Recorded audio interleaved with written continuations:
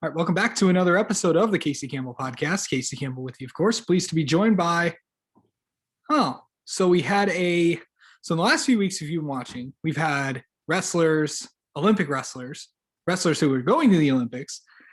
We've also had a professional runner for Nike, and now we have a power lifter. So you're probably wondering why I found all these people. Of course, Kyle Bohnsack is joining me right now, of course, who is trying to be a power lifter, which he is. How's it going, Kyle? Good. How are you?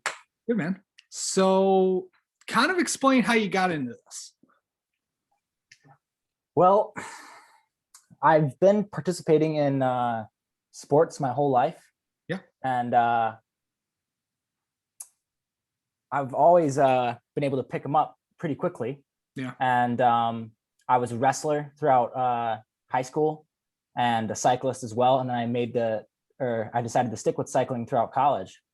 But every off season in cycling, I would lift weights, and I would always put on a decent amount of muscle during the winter, and then I would lose it when the springtime came and the season began. And they just got to a point where I think I had reached about my limits with cycling, and I made the transition to stick with lifting, and then powerlifting opened up after that, and here I am. Okay, so typically, what's the most you've lifted so far? My best back squat is 525 pounds. My best bench is 430 pounds, and then my best deadlift is 565 pounds. Dang, that's pretty good. So kind of go into, what the training is like with all this. I mean, just take me through like a typical day with this. So for powerlifting, unlike a lot of other sports, we don't actually train every day, but when we do train, it is quite intense. So a lot of other sports, it is, 6-7 days a week, 365 days a year. But just with how intense it is on your body, you can't really afford to like squat super heavy every single day. Your body just won't recover in time. So more often than not, I'm only training about 3 to 4 times a week. But when I am training, though, it is, 90% and up every day that I'm training, and it's hard. And, you need every day after that to recover for the next week. Yeah. So kind of like, how many meets have you kind of participated in? What have you kind of done? So far, I've only been able to participate in one meet, unfortunately, due to COVID. That kind of pushed off a lot of competition for a lot of athletes around the world. So just one meet for me right now.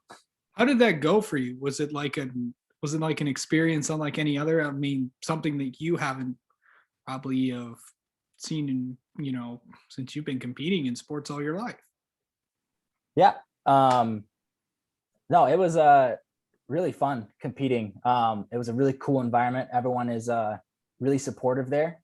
Because more often than not, it's kind of everyone against their own personal records. So people aren't, as out to like, they want to beat you. It's just everyone wants to do their best. And so everyone kind of cheers for each other. And it's a really supportive environment, and it's great.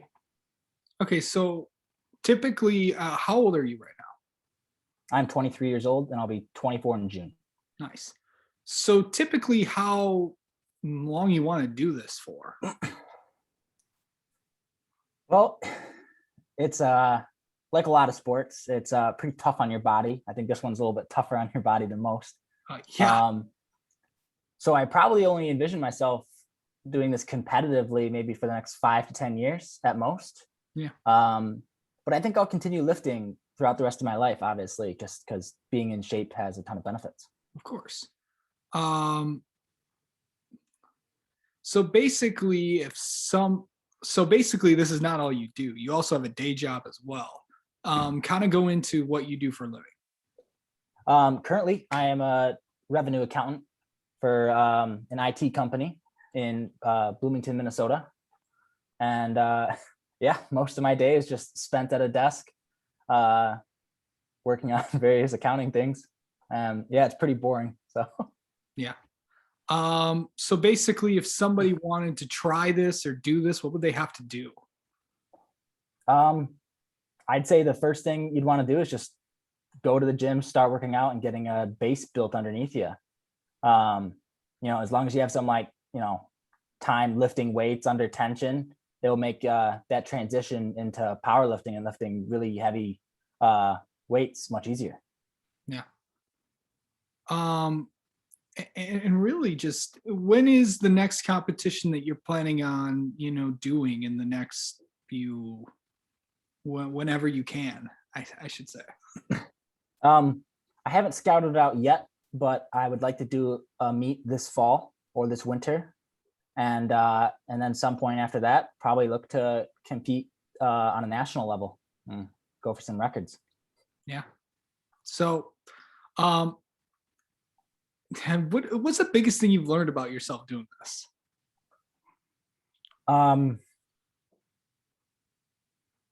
I think in powerlifting more so in other sports, I've really learned to just trust the process, and I put a lot of faith in my coach and just follow the program as perfectly as I can, and just trust that on meet day, all the stars will align and it'll work out.